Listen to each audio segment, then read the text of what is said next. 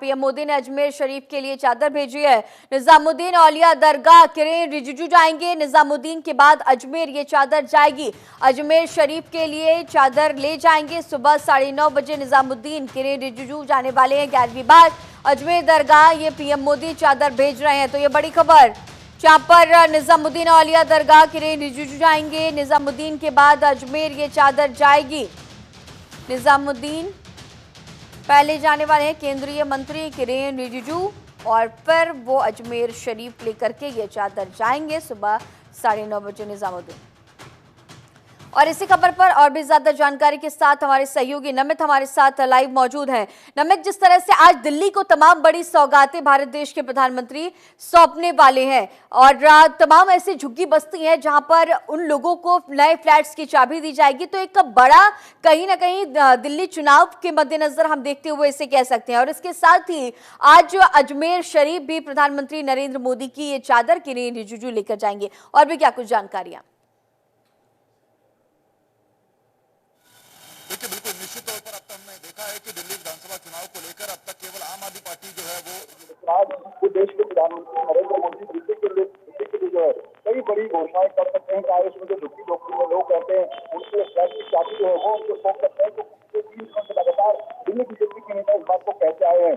इसके अलावा आज खुद नरेंद्र मोदी की तरफ से जो अजमेर शरीफ के लिए हर साल चादर भेजी जाती है उसको भी भेजा जाएगा। खुद केंद्रीय मंत्री किरेन रिजिजू जो है उस चादर को लेकर पहले निजामुद्दीन दरगाह जाएंगे और वहां पर फिर इससे कल यानी कि 4 जनवरी को जो चादर जो नरेंद्र मोदी की तरफ से हर साल भेजी जाती है वो अजमेर शरीफ जाएगी। इससे पहले ही अजमेर शरीफ के जो प्रमुख है उनकी तरफ से बयान आ गया और उनका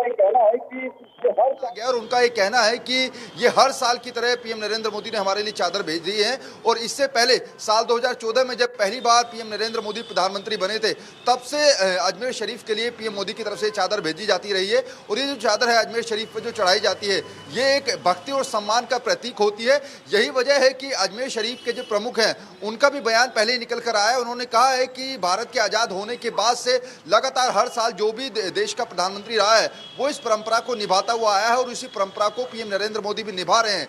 इसी तरीके से उसी कड़ी में आज पहले 9:30 बजे किरेन रिजिजू जो कि केंद्रीय मंत्री हैं वो पहले निजामुद्दीन दरगाह जाएंगे, वहां पर चादर को चढ़ाई जाएगी और फिर कल इस चादर को लेकर जो है अजमेर शरीफ जाया जाएगा।